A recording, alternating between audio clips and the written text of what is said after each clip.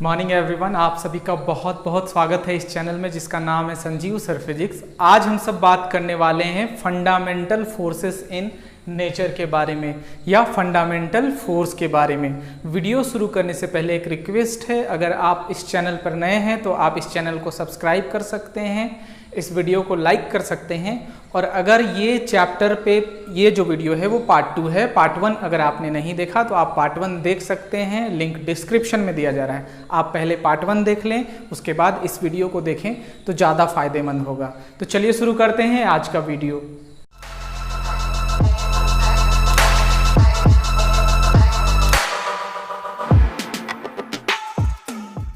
इस वीडियो में हम सब बात करने वाले हैं फंडामेंटल फोर्सेस इन नेचर के बारे में या फंडामेंटल फोर्स के बारे में।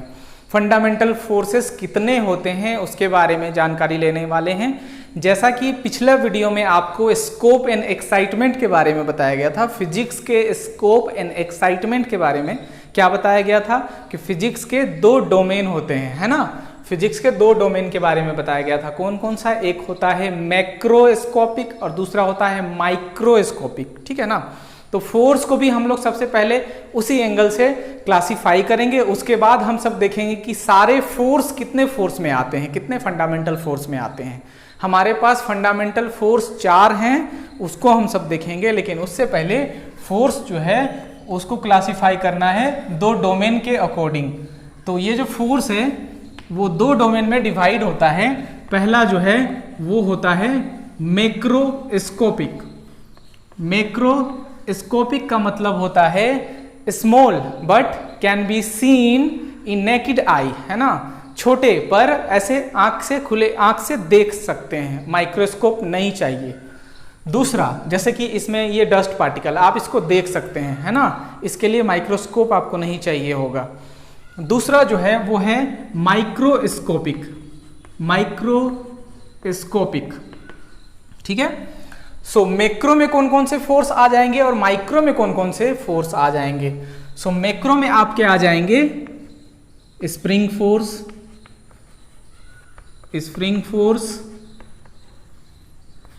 टेंशन। स्प्रिंग फोर्स एक्चुअल में रीस्टोरिंग फोर्स होता है ना। रीस्टोरिंग फोर्स भी आप उसको बोल सकते हैं, रीस्टोरिंग फोर्स। और थ्रेड का रीस्टोरिंग फोर्स टेंशन होता है ना, ये आपको पता होगा। और नहीं पता तो हम लोग इसमें आगे जाके फोर्स वगैरह चैप्टर पढ़ने वाले हैं, तब जाके ये सब और ज़्यादा क्लियर होगा। मस्क्यूलर फोर्स, टेंशन भी एक फोर्स है ना। Spring force, tension force, restoring force, muscular force आपका action at a distance force हो सकता है, ठीक है। विस्कस फोर्स हो सकता है। विस्कस फोर्स कौन सा फोर्स है? विस्कस फोर्स फ्रिक्शन सॉलिड के केस में होता है, लिक्विड के केस में विस्कस बोला जाता है ना। यानी लिक्विड में जो फ्रिक्शन होता है उसे विस्कस कहते हैं। वैसे फ्रिक्शन फोर्स आपको पता है, फ्रिक्शन फोर्स है ना, पैरेलल एक्ट करता है मोशन के पैरेलल एक्ट करता है फ्रिक्शन फोर्स। और भी बहुत सारे फोर्स हैं, जैसे कि सरफेस टेंशन है ना।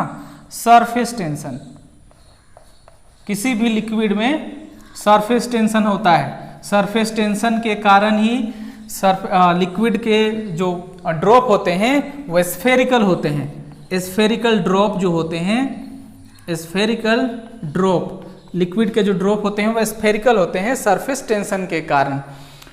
मैग्नेटिक फोर्स हो सकते हैं। Magnetic and electric forces due to charged body, ठीक है। चार्ज्ड बॉडी के कारण मैग्नेटिक और इलेक्ट्रिक फोर्स हो सकते हैं। बहुत सारे फोर्स हो सकते हैं जो माइक्रोस्कोपिक में हो सकते हैं। माइक्रो में क्या हो सकते हैं? माइक्रो में जैसा कि आपको पता है बहुत छोटे होते हैं, एटॉमिक स्केल के, न्यूक्लियर स्केल के, मॉलिक्यूलर स्केल के, है ना। तो atomic force, nuclear force, nucleus के बीच में जो फोर्स लगता है मॉलिक्यूलर फोर्स, मॉलिक्यूलर फोर्स, ठीक है, मॉलिक्यूलर, CU, मॉलिक्यूलर फोर्स। आगे क्या हो सकता है? आगे हो सकता है इलेक्ट्रिक एंड मैग्नेटिक फोर्स। ध्यान से यहां देखना है क्योंकि यहां भी हम सब लिख चुके हैं। Electric and magnetic force, magnetic force, forces due to charged, वहां क्या लिखे थे? चार्ज्ड, यहां चार्ज्ड बॉडी लिखे थे, यहां चार्ज्ड पार्टिकल, चार्ज पार्टिकल्स के बीच में जो फोर्स होगा, है ना। तो फोर्स इसके अकॉर्डिंग कुछ फोर्स यहां भी आ जाता है, कुछ फोर्स यहां भी आ जाता है जो म्यूचुअल हो जाते हैं, जो फंडामेंटल फोर्स में अलग अलग हो सकता है। तो इसी को देखकर ये सारे जो फोर्स हैं वो 4 फंडामेंटल फोर्स में आएंगे, 4 फंडामेंटल फोर्स में आएंगे, है ना। So there are 4 fundamental forces in this universe, there are 4 fundamental forces in this universe which govern it, जो इस यूनिवर्स को चलाते हैं। इस यूनिवर्स को 4 फंडामेंटल फोर्स चलाते हैं। वो कौन कौन से हैं उसको हम सब देखेंगे, वो कौन कौन से फंडामेंटल फोर्स हैं। सो ये आपको क्लियर हो गया होगा मैक्रो और माइक्रो। मैक्रो जो आपको इफेक्ट दिखाई देता है, माइक्रो जो इफेक्ट आपको नहीं दिखाई देता है। मैक्रो में दिखाई देता है वो फोर्स भी आप उसके इफेक्ट को देखते हैं, कई बार माइक्रो के भी इफेक्ट को आप देख सकते हैं, है ना। So there are 4 fundamental forces in this universe. कौन कौन से फोर्स हैं? सो पहला है ग्रेविटेशनल फोर्स, ग्रेविटेशनल फोर्स। दूसरा है इलेक्ट्रोमैग्नेटिक फोर्स, इलेक्ट्रोमैग्नेटिक फोर्स। तीसरा है स्ट्रॉन्ग न्यूक्लियर फोर्स, ये सबसे स्ट्रॉन्ग है ना, ये फोर्स सबसे स्ट्रॉन्ग है इसलिए इसका नाम स्ट्रॉन्ग न्यूक्लियर फोर्स है, स्ट्रॉन्गेस्ट है। और सबसे वीक है ग्रेविटेशनल, वो हम सब देखेंगे। उसके बाद है वीक न्यूक्लियर फोर्स। एक एक करके हम सब देखेंगे, हर एक जो फोर्स है उसके क्या कैरेक्टरिस्टिक हैं। जैसे अभी ग्रेविटेशनल फोर्स अभी देखेंगे तो ग्रेविटेशनल फोर्स देखेंगे सबसे वीकेस्ट फंडामेंटल फोर्स है, ये सबसे वीकेस्ट है ना। सबसे वीकेस्ट कहने का मतलब सबसे कमजोर, और ये सबसे स्ट्रॉन्गेस्ट है, स्ट्रॉन्गेस्ट फंडामेंटल फोर्स है। स्ट्रॉन्गेस्ट क्यों है उसको देखेंगे। ये फोर्स जो है 10 to the power 36 times stronger than gravitational force. Fg stand for gravitational force है ना। 10 to the power 36 time stronger than gravitational force. और ये क्या होता है 10 to the power 2 times stronger than electromagnetic force. ठीक है, इस फोर्स से ये 10 to the power 2 times stronger है। ठीक है, उससे भी स्ट्रॉन्गर है। और ये जो फोर्स है वो इसके बाद आता है, सबसे स्ट्रॉन्ग ये, उससे कमजोर ये, उससे कमजोर ये, सबसे कमजोर आपका ग्रेविटेशनल फोर्स होगा। उसको हम सब देखेंगे, अभी एक एक करके देखते हैं। तो एक एक करके हम सब शुरू करते हैं। पहला शुरू कर रहे हैं ग्रेविटेशनल फोर्स क्या है।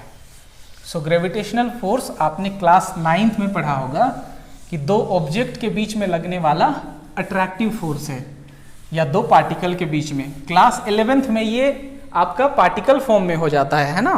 क्लास 11th में जो फोर्स हम सब पढ़ते हैं वो पार्टिकल फॉर्म में हो जाता है। क्लास 9th में आपने पढ़ा होगा कि 2 ऑब्जेक्ट के बीच में, 2 ऑब्जेक्ट आपने कंसिडर किया था, एक का मास m1 दूसरे का मास m2, दोनों के बीच में डिस्टेंस r। ये जो सेंटर से डिस्टेंस हुआ करता था, है ना, ये डिस्टेंस सेंटर से हुआ करता था। तो इसके इन दोनों के बीच में जो अट्रैक्टिव फोर्स लगता था वो डायरेक्टली प्रोपोर्शनल था m1 m2 के, और इन्वर्सली प्रोपोर्शनल था r² के। ठीक है, और इसको लिखते थे the force between 2 object is always attractive. ठीक है, तो कैसे लिखते थे, the attractive force the attractive force between two object, ये स्टेटमेंट लिख रहे हैं ना, two object is directly proportional to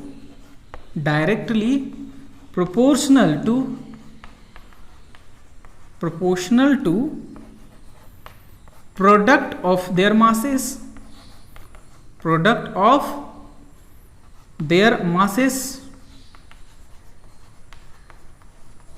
and inversely proportional to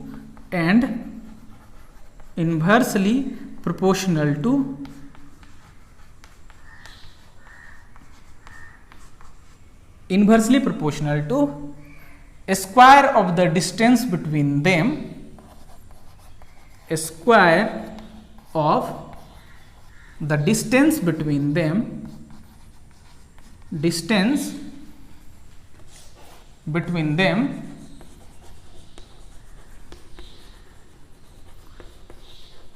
from their center।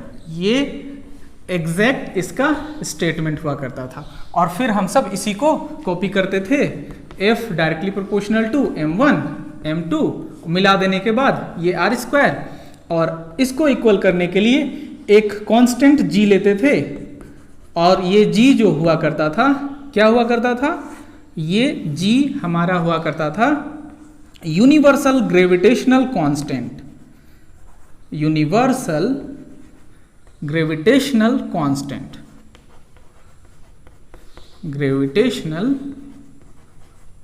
Constant, universal इसलिए क्योंकि इसका वैल्यू नहीं बदलता। कितना वैल्यू है, 6.67 इंटू 10⁻⁻11 न्यूटन मीटर स्क्वायर पर केजी स्क्वायर।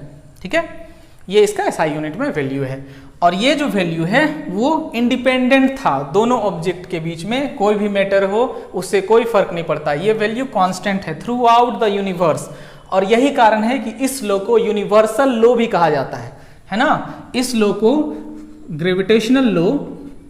ग्रेविटेशनल या लॉ ऑफ ग्रेविटेशन, आप इसको कह सकते हैं लॉ ऑफ ग्रेविटेशनल या gravitational law is universal.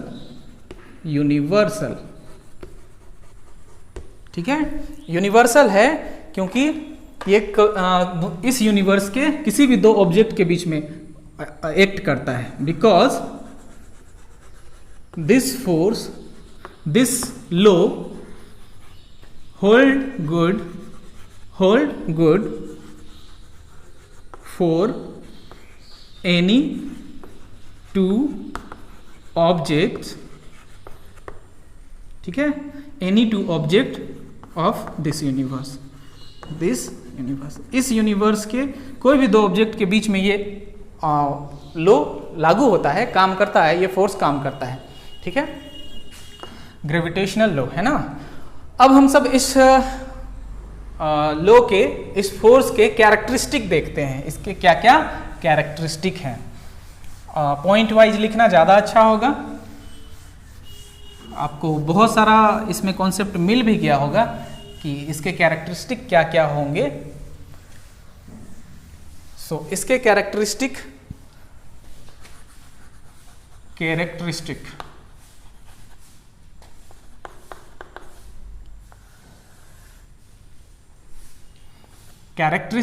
Of gravitational force क्या होगा। पहला, this force is always attractive. ये फोर्स हमेशा अट्रैक्टिव है ना, ये कभी भी रिपल्सिव नहीं है, ये फोर्स हमेशा अट्रैक्टिव है। दो ऑब्जेक्ट के बीच में जो फोर्स लगेगा वो ऑलवेज अट्रैक्टिव होगा, और किधर लगेगा, टुवर्ड्स सेंटर, दोनों ऑब्जेक्ट के सेंटर की ओर। इसलिए इस फोर्स को सेंट्रल फोर्स भी कहा जाता है ना, इस फोर्स को सेंट्रल फोर्स भी कहा जाता है। This force is central force. यानी gravitational force is central force. Central force कहने का मतलब होता है act towards centre, act towards centre of the object, है ना। दो ऑब्जेक्ट के सेंटर में, ये सेंटर की ओर ये फोर्स काम करता है, इसलिए इसको सेंट्रल कहते हैं। दूसरा नेक्स्ट है, सॉरी तीसरा, ग्रेविटेशनल फोर्स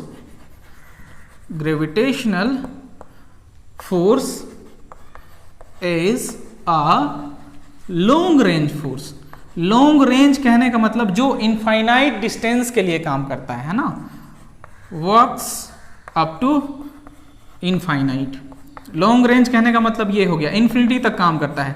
क्योंकि दूरी के साथ ये फोर्स घटता है, तो यहां मेरे ऊपर भी कुछ फोर्स लग रहे होंगे जो किसी और स्टार की वजह से होंगे, है ना। लेकिन उस फोर्स का एक्सपीरियंस मुझे नहीं हो पा रहा है क्योंकि वो काफी दूरी पर है। तो ये फोर्स इन्वर्स स्क्वायर का भी पालन करता है।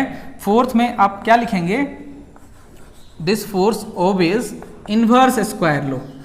Inverse square law, inverse square law कहता है force inversely proportional to square of distance between them. मतलब दो ऑब्जेक्ट के बीच में डिस्टेंस अगर बढ़ेगा, दो ऑब्जेक्ट के बीच में डिस्टेंस बढ़ेगा तो फोर्स घटेगा, है ना। दोनों के बीच में ग्राफ कैसा होगा, दोनों के बीच में अगर डिस्टेंस और फोर्स के बीच में ग्राफ बनाया जाए तो ऐसा कुछ ग्राफ आएगा। तो ये इन्वर्स स्क्वायर लॉ का पालन करता है। नेक्स्ट जो कैरेक्टरिस्टिक है वो है this force is independent, this force is independent on the nature of the medium between the object।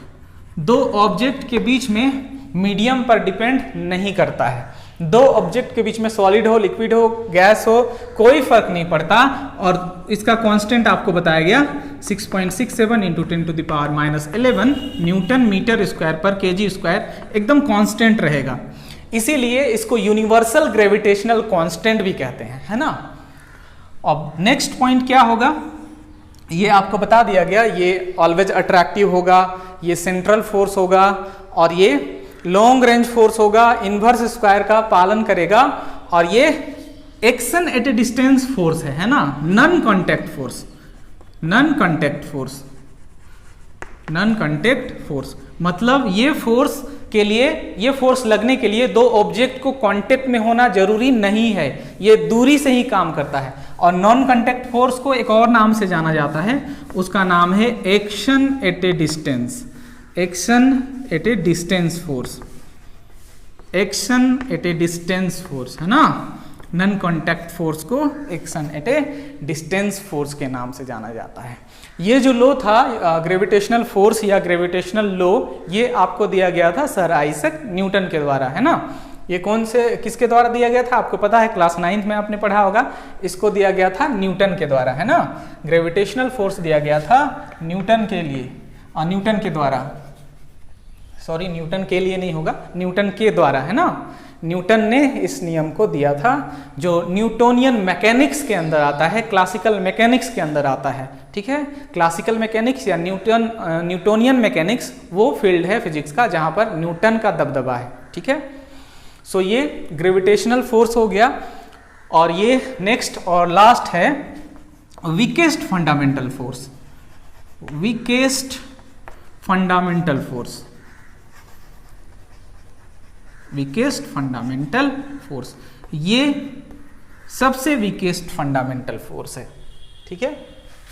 इसका यूज, एप्लीकेशन और एग्जाम्पल कहाँ कहाँ होता है। एग्जाम्पल बहुत ज़्यादा है, जैसे revolution of moon around the earth, revolution of earth around the sun, formation of star, ठीक है। फॉर्मेशन ऑफ स्टार, गैलेक्सी, सारे इसके एप्लीकेशन है, इसके एग्जाम्पल हैं, ग्रेविटेशनल फोर्स के एग्जाम्पल हैं। Formation of planet, star and solar system, सारे इसके एग्जाम्पल हैं। वो आप क्लास 9th में आपने पढ़ा होगा, है ना। क्या क्या इसका एग्जाम्पल हो सकता है ग्रेविटेशनल फोर्स का? एग्जाम्पल है revolution of moon, revolution of moon किसके अराउंड? अराउंड द अर्थ। उसी तरह दूसरा क्या होगा? रिवॉल्यूशन ऑफ अर्थ अराउंड है ना, around the sun. Formation of star, solar system, galaxy, सभी एग्जाम्पल हैं। Formation of stars, galaxy, solar system, सभी इसके एग्जाम्पल हैं। ठीक है, प्लैनेट कह सकते हैं। टाइड्स जो हम सबको देखने को मिलता है वो भी मून के ग्रेविटेशनल फोर्स के कारण होता है। जो अर्थ पे जो टाइड्स देखने को मिलता है वो मून के ग्रेविटेशनल फोर्स के कारण होता है ना। सो ये ग्रेविटेशनल फोर्स का फुल कॉन्सेप्ट आपको बताया गया। अब हम सब देखते हैं इलेक्ट्रोमैग्नेटिक फोर्स। इलेक्ट्रोमैग्नेटिक फोर्स क्या है? दो मास के बीच में फोर्स जब होगा, दो मास के बीच में फोर्स होगा तो उसको हम सब कहते हैं ग्रेविटेशनल फोर्स।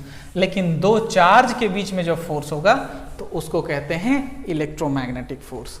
सो इलेक्ट्रोमैग्नेटिक फोर्स दूसरा हम सब चल रहे हैं, इलेक्ट्रोमैग्नेटिक फोर्स, है ना।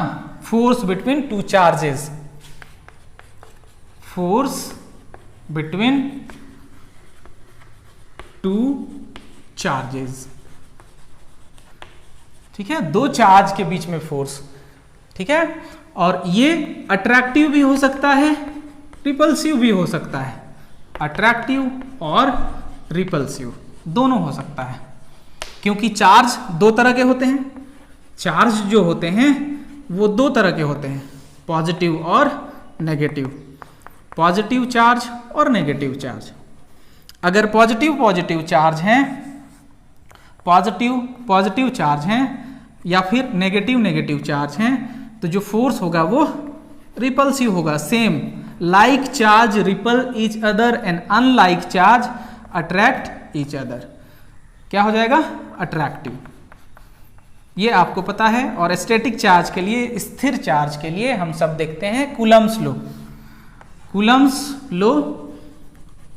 कूलम्स लॉ बताता है दो चार्ज के बीच में कितना फोर्स होगा। अगर दो चार्ज, मान लीजिए कंसीडर करते हैं Q1 और Q2, दो चार्ज एक दूसरे से r डिस्टेंस पर सेपरेशन में है, तो इन दोनों के बीच में फोर्स एकदम ग्रेविटेशनल की तरह होगा, Q1 Q2। ठीक है, और inversely proportional to square of distance between them. और इनके बीच में जो कांस्टेंट आएगा वो 1/4 पाई एप्सिलॉन नॉट आता है, जो क्लास 12 में आपको बहुत अच्छे से पढ़ना है। और ये 1/4 पाई एप्सिलॉन नॉट का वैल्यू आता है, इसको के भी बोला जाता है, एप्सिलॉन नॉट, ये के भी आता है। ये 9 × 10⁹ यूनिट आता है। ठीक है, न्यूटन मीटर स्क्वायर पर कूलम स्क्वायर। ठीक है, इसका यूनिट आता है। तो ये फोर्स क्या हो सकता है? अट्रैक्टिव भी हो सकता है, रिपल्सिव भी हो सकता है। जैसे ये पॉजिटिव तो रिपल्सिव होगा, ये नेगेटिव तब भी रिपल्सिव होगा। लेकिन ये पॉजिटिव और ये नेगेटिव अट्रैक्टिव हो जाएगा, ये नेगेटिव ये पॉजिटिव अट्रैक्टिव हो जाएगा। तो ये फोर्स क्या है कि अट्रैक्टिव भी होगा, रिपल्सिव भी होगा। और ग्रेविटेशनल फोर्स क्या है? ग्रेविटेशनल फोर्स ऑलवेज अट्रैक्टिव होगा। इस फोर्स के हम सब कैरेक्टरिस्टिक देखते हैं, इस फोर्स के क्या क्या कैरेक्टर होते हैं। ये फोर्स अट्रैक्टिव रिपल्सिव दोनों हो सकता है। ग्रेविटेशनल फोर्स सिर्फ अट्रैक्टिव हो सकता है, वो रिपल्सिव नहीं हो सकता, क्योंकि मास एक ही वेराइटी में आता है, नेगेटिव मास नहीं होता है, सिर्फ पॉजिटिव मास हम सब लेते हैं। ठीक है, सो कैरेक्टरिस्टिक देखेंगे। कैरेक्टरिस्टिक ऑफ इलेक्ट्रोमैग्नेटिक फोर्स, है ना, या फिर कैरेक्टरिस्टिक ऊपर लिखा ही हुआ है, इलेक्ट्रोमैग्नेटिक फोर्स। कैरेक्टरिस्टिक पहला, it is attractive and repulsive, दोनों हो सकता है। दूसरा एकदम सेम जाएगा, इट इज सेंट्रल फोर्स, ये भी सेंटर की ओर काम करता है ना। तीसरा, it is long range force, it is long range force, long range force, ठीक है।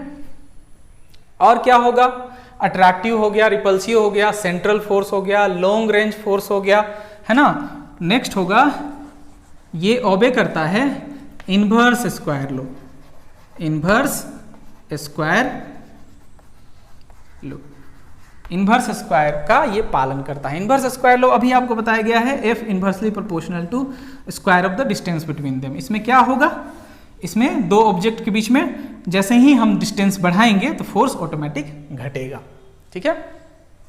नेक्स्ट क्या है, 10⁻36 टाइम्स स्ट्रॉन्गर देन, ये कैलकुलेशन से आया है ना, क्लास 12 में आपको कैलकुलेशन भी करना है। Stronger than gravitational force, gravitational force, ठीक है। इसका रेंज क्या होता है, रेंज क्या है, तो ये आपका लॉन्ग रेंज फोर्स है, ये भी लॉन्ग रेंज फोर्स है। लॉन्ग रेंज जब भी बोला जाए मतलब आपको समझना है ये मैक्सिमम काम करेगा इनफाइनाइट तक, और मिनिमम जो इसका रेंज है वो मिनिमम रेंज आपका मिलेगा 10⁻10 मीटर के रेंज में है, यानी रेडियस ऑफ एटम के रेंज में, रेडियस ऑफ एटम के रेंज में। क्यों, क्योंकि एटम के सेंटर में आपका होता है पॉजिटिवली चार्ज न्यूक्लियस, और उसके चारों ओर रिवॉल्व करते हैं इलेक्ट्रॉन। जैसे ये एक न्यूक्लियस है, इसमें प्रोटॉन का चार्ज पॉजिटिव होता है, और इसके चारों ओर मान लीजिए इलेक्ट्रॉन रिवॉल्व कर रहे हैं, वो नेगेटिव होता है। तो दोनों के बीच में फोर्स होगा अट्रैक्टिव, पॉजिटिव और नेगेटिव के बीच में फोर्स होगा अट्रैक्टिव। तो एटम का जो रेडियस होता है वो होता है 10⁻10 मीटर, ठीक है। तो ये मिनिमम रेंज है, इससे पहले इससे कम में आपका नहीं जाएगा। सेंटर पर अलग फोर्स होता है, न्यूक्लियस पर अलग फोर्स होता है। न्यूक्लियस पर अभी हम सब देखेंगे, न्यूक्लियस पर फोर्स होता है strong nuclear force, strong nuclear force, strong nuclear force होता है ना। तो न्यूक्लियस से बाहर निकलिएगा तो ऑर्बिट का जो रेंज है, एटम का जो रेंज है, यानी उसका जो रेडियस है 10⁻10 मीटर, उस रेंज में ये इलेक्ट्रोमैग्नेटिक फोर्स काम करता है। यहां देखिए प्रोटॉन पॉजिटिव, इलेक्ट्रॉन नेगेटिव के बीच में अट्रैक्टिव फोर्स है, तो ये रेंज आपका हो जाएगा 10⁻10 मीटर का, जो मिनिमम रेंज है। उसके बाद इधर आपका नहीं होगा, इधर अंदर में आपका डोमिनेट कर जाएगा, अंदर में स्ट्रॉन्ग न्यूक्लियर फोर्स होगा, है ना, वो डोमिनेट कर जाएगा, इलेक्ट्रोमैग्नेटिक फोर्स को डोमिनेट कर जाएगा, उससे बहुत स्ट्रॉन्गर है, 100 टाइम्स स्ट्रॉन्गर है। इलेक्ट्रोमैग्नेटिक फोर्स से strong nuclear force 100 times stronger है, ठीक है। तो ये कुछ इंपॉर्टेंट हो गया इसमें इलेक्ट्रोमैग्नेटिक फोर्स। दोनों में डिफरेंस आप कर सकते हैं, gravitational force and electromagnetic force में आप बहुत अच्छे से इसको डिफरेंस करके बता सकते हैं। ग्रेविटेशनल फोर्स ऑलवेज अट्रैक्टिव होता है, और electromagnetic force attractive and repulsive होता है।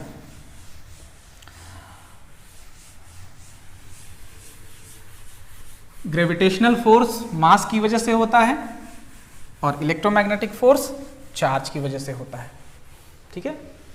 ऐसे आप इसका डिफरेंस बता सकते हैं, और भी डिफरेंस जो आपको लिखाया है उसके अकॉर्डिंग आप लिख सकते हैं। नेक्स्ट हम सब चलते हैं strong nuclear force, strong nuclear force.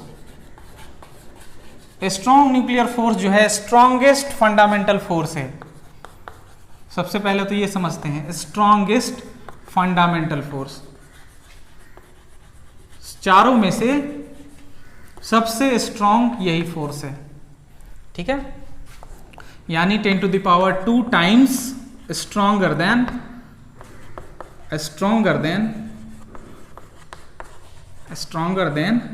Electromagnetic force, ठीक है। ये भी आपका अट्रैक्टिव होता है।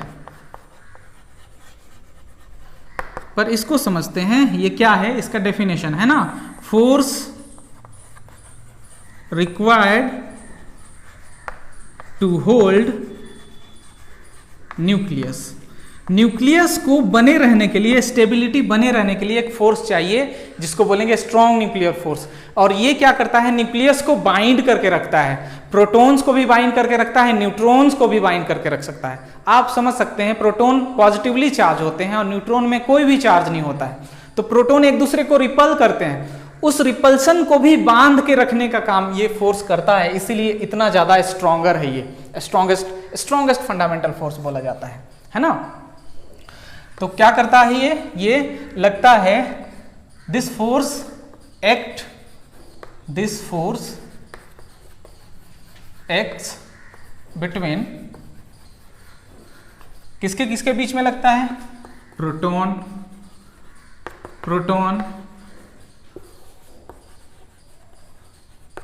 न्यूट्रॉन प्रोटॉन, किसी के भी बीच लग सकता है, न्यूट्रॉन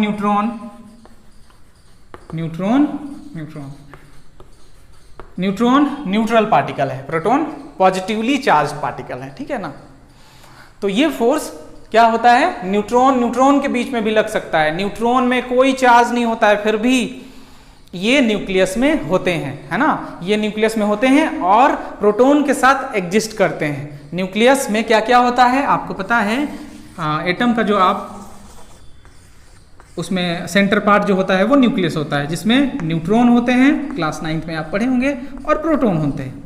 प्रोटॉन में पॉजिटिवली चार्ज होता है और न्यूट्रॉन में कोई चार्ज नहीं होता है, इसलिए इसका नाम न्यूट्रॉन पड़ गया, क्योंकि ये न्यूट्रल है ना। तो इन दोनों को बाइंड करके रखना, ये तो अपना रिपल्सन शो करेगा। एक जो एटम होते हैं जैसे कि सोडियम, उसमें 11 23, तो ये 11 प्रोटॉन हो गया है ना, तो 11 प्रोटॉन आपस में रिपल्सन शो करेंगे, उसको बांध के रखने का ये फोर्स काम करता है। सोच सकते हैं कितना स्ट्रॉन्गर फोर्स होगा, है ना। आगे हम सब देखेंगे week nuclear force. Week nuclear force कौन सा फोर्स है? वीक न्यूक्लियर फोर्स एक फोर्स, फंडामेंटल फोर्स है जो रेडियो एक्टिव डीके के टाइम में लगता है। जब रेडियो एक्टिव डीके होता है तब वो फोर्स एक्ट करता है, वीक न्यूक्लियर फोर्स। सबसे लास्ट टॉपिक हम सब देख रहे हैं इसका,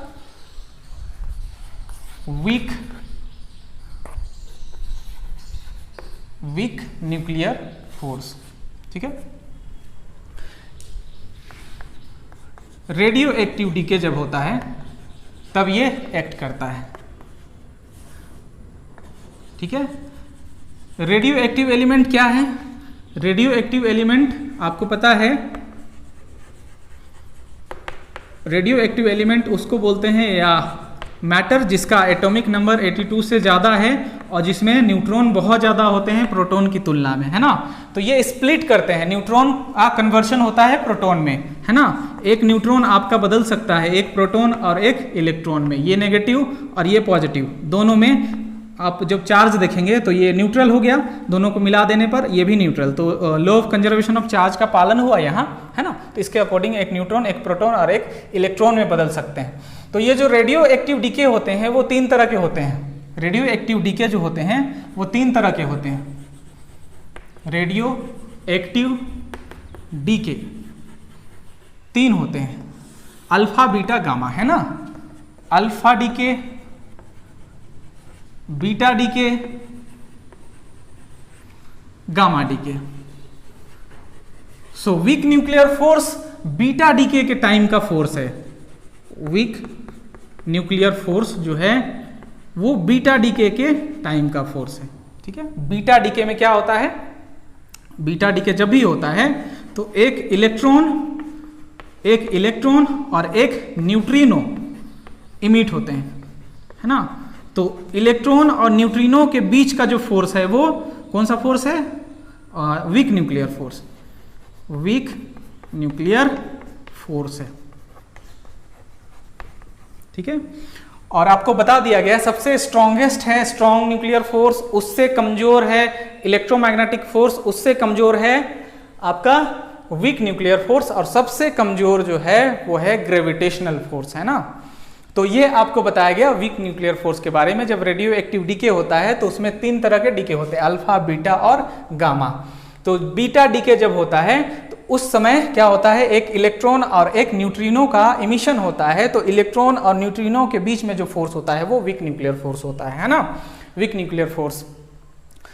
आगे हम सब देखेंगे और भी टॉपिक के बारे में, जैसे रेडियो एक्टिव डीके अभी हम सब यहाँ देखें तो ये आपको समझ में आ गया होगा, रेडियो एक्टिव एलिमेंट भी समझ में आ गया होगा, अल्फा, बीटा, गामा, डीके भी समझ में आ गया होगा। यहाँ अल्फा जो है वो प्रोटॉन होते हैं, अल्फा डीके में प्रोटॉन का इमिशन होता है, बीटा डीके में इलेक्ट्रॉन का इमिशन होता है ना, इलेक्ट्रॉन्स का इमिशन होता है, और गामा डीके में न्यूट्रॉन्स का इमिशन होता है।